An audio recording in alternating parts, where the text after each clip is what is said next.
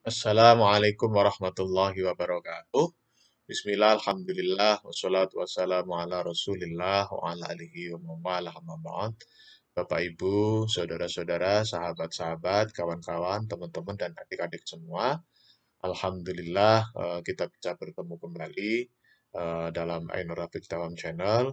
Untuk edisi yang ke-87 ini, kita ingin menyampaikan arti pentingnya pendataan di Indonesia sebagai salah satu langkah untuk menuju Indonesia. Bapak Ibu yang kami hormati, sahabat-sahabat, rekan-rekan, teman-teman, dan adik-adik semua, bagaimana kita ketahui bersama bahwa Indonesia Emas itu ditargetkan itu tahun 2045 sebagaimana peringatan hari ulang tahun kemerdekaan Republik Indonesia yang ke-100. Kalau saat ini itu adalah hari ulang tahun kemerdekaan Republik Indonesia yang ke-77. Artinya masih ada 23 tahun ke depan atau 22 tahun ke depan. Eh, Persiapan-persiapan untuk menuju Indonesia Emas itu sudah dilakukan. Kalau kemarin pada edisi sebelumnya kita sudah menyampaikan dua kebijakan yang sangat-sangat penting. Yang pertama yaitu kurikulum merdeka, sehingga muncul pelajar merdeka dan pembelajar merdeka, merdeka belajar dan merdeka mengajar juga sekaligus mengajar merdeka meneliti bagi perguruan tinggi. Kemudian ada dua potensi besar. Yang pertama adalah LPDP dan yang kedua adalah PDN, Pangkalan Data Nasional. Nah, Pangkalan Data Nasional itu sebagaimana kita sampaikan kemarin, memang untuk tahun 2023 ini, 2022 ini baru ada satu PDN, Pangkalan Data Nasionalnya baru ada satu. Targetnya di tahun 2024 atau 2025 itu Indonesia sudah memiliki 4 pangkalan data nasional. Nah, pangkalan data nasional itu digunakan untuk apa? Nah, seperti isu-isu saat ini ya, adanya subsidi pemerintah terkait dengan eh, naiknya harga BBM. Pertalite sama Pertamax itu kan bukan di harga keekonomian. Sehingga APBN itu harus menanggung selisih selisih biaya yang seharusnya itu ketika para masyarakat kita, para pengendara motor, pengendara mobil, bahkan pengendara mobil yang mewah itu yang menggunakan Pertalite itu seharusnya tidak mendapatkan subsidi, tetapi karena mengkonsumsi Pertalite akhirnya tetap mendapatkan subsidi. Nah, dengan tidak tepatnya sasaran subsidi yang diberikan oleh APBN terhadap masyarakat Indonesia, inilah yang memunculkan arti pentingnya dan urgensinya pangkalan data nasional. Nah, pangkalan data nasional itu dimaksudkan untuk validasi data. Sebagaimana disampaikan oleh para pimpinan kita, oleh para elit politik kita, oleh para elit pemerintahan kita, elit eksekutif, bahkan badan pemeriksa keuangan itu selalu mengatakan bahwa jangan sampai yang namanya bantuan sosial atau bantuan pemerintah itu diberikan kepada orang yang tidak berhak, katakanlah begitu ya, atau orang yang salah, yang dikenal dengan istilah salah sasaran. Dan ternyata memang berkali-kali ketika terjadi salah sasaran terkait dengan bantuan pemerintah atau bantuan sosial ini, lagi-lagi pemicunya adalah data yang kurang valid dan kurang terverifikasi dan tervalidasi. Nah, dengan adanya pangkalan data nasional ini, harapan kita semua sumber data, baik yang dari Kementerian A, kemudian dari Kementerian B, kemudian dari pemerintah daerah A, dan pemerintah daerah B, itu bisa di-cross-check dan bisa diverifikasi serta divalidasi dengan cara-cara terintegrasi.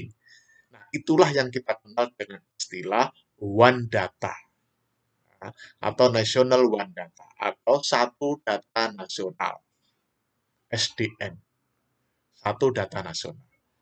Nah, kemarin Direktorat Jenderal Pajak itu sudah mengakomodasi nomor induk kependudukan itu sebagai NPWP yang sah, nomor pokok wajib pajak yang sah. Tentunya setelah dikalibrasi, tentunya setelah divalidasi oleh Direktorat Jenderal Pajak. Nah, ini maksudnya apa? Maksudnya adalah agar verifikasi dan validasi data seseorang pembayar pajak itu benar-benar pas dan sesuai dengan yang bersangkutan. Sehingga tidak terjadi satu orang memiliki NPWP lebih dari satu, atau satu orang memiliki lebih dari satu NIK. Nah, memang di dalam peraturan di Indonesia, satu nomor induk kependudukan itu hanya berlaku untuk satu orang, baik dia anak kecil, baik dia remaja, baik dia dewasa atau sudah tua atau sudah sepuh katakanlah begitu. Nah, itu NIK-nya hanya satu. Dengan demikian, dengan adanya penyatuan atau pengakuan nomor induk kependudukan sebagai nomor pokok wajib pajak atau NPWP, maka nanti tidak akan terjadi kekeliruan lagi. Ada satu orang mengatakan bahwa saya sudah membayar pajak. Dasarnya apa? Dasarnya adalah NPWP. Nah, ternyata seseorang itu tidak hanya memiliki satu NPWP, tapi lebih dari satu NPWP. Dan ini dimungkinkan karena belum adanya integrasi data. Dengan adanya One Data Nasional atau satu data nasional, maka diharapkan satu orang memiliki satu identitas. Ya, dari satu identitas yang kita kenal dengan istilah satu identitas nasional. Jadi, misalnya nih, ada satu database, ternyata seseorang terdata di situ. Kemudian ada satu database yang lain dari kementerian yang berbeda, dia memiliki data yang lain. Nah, itu bisa terjadi, dan ini terjadi di berbagai saluran bantuan sosial atau bantuan pemerintah. Nah, prinsip bantuan pemerintah atau prinsip bantuan sosial yang digelontorkan oleh pemerintah Indonesia atau oleh APBN, itu prinsipnya adalah satu orang itu tidak boleh menerima dua kali bantuan yang sama. Jadi satu orang cukup menerima satu jenis bantuan. Tidak boleh kemudian, misalnya nih, bantuan subsidi upah, itu tidak boleh menerima dari kementerian ini, kementerian itu, lembaga ini, lembaga itu, badan ini, badan itu tidak boleh.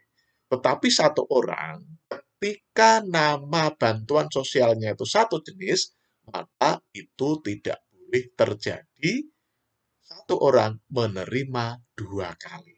Dan ini sampai saat ini masih terjadi, istilah kita adalah salah sasaran ini, sehingga adanya satu data nasional dalam bentuk integrasi data itu menjadi sangat-sangat urgen, sangat-sangat penting. Itulah yang kita kenal dengan istilah digitalisasi data nasional. Semua lembaga, semua kementerian itu datanya terintegrasi. Dengan adanya kebijakan kurikulum merdeka, dengan adanya kebijakan moderasi beragama, kemudian ada potensi LPDP, kemudian ada pangkalan data nasional, itu merupakan 4 kesatuan yang kita gunakan untuk menggapai Indonesia Emas di tahun 2045.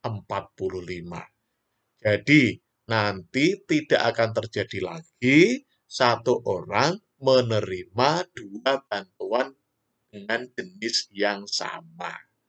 Atau istilahnya, satu orang menerima 2 kali dari jenis bantuan yang sama.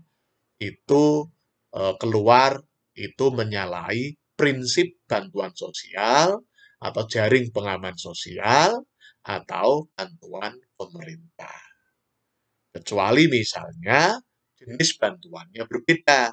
Nah, itu sesuai dengan petunjuk teknis, sesuai dengan panduan, sesuai dengan pedoman yang diatur oleh para penyelenggara.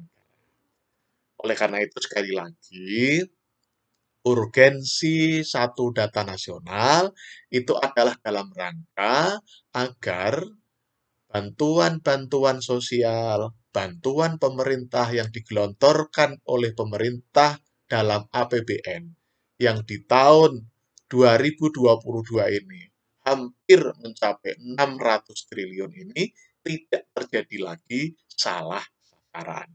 Saya kira, atau kami kira, pada forum ini, tahun 2022 itu merupakan tahun konsolidasi untuk satu data nasional. Sehingga di tahun 2023 nanti, dan menurut APBN, rancangan undang-undang atau RAPBN yang diusulkan oleh Bapak Presiden kemarin, waktu sidang di DPR, itu banyak sekali atau biayanya banyak untuk jaring pengaman sosial, hampir 600 triliun ini tidak terjadi lagi salah sasaran, sehingga tepat sasaran.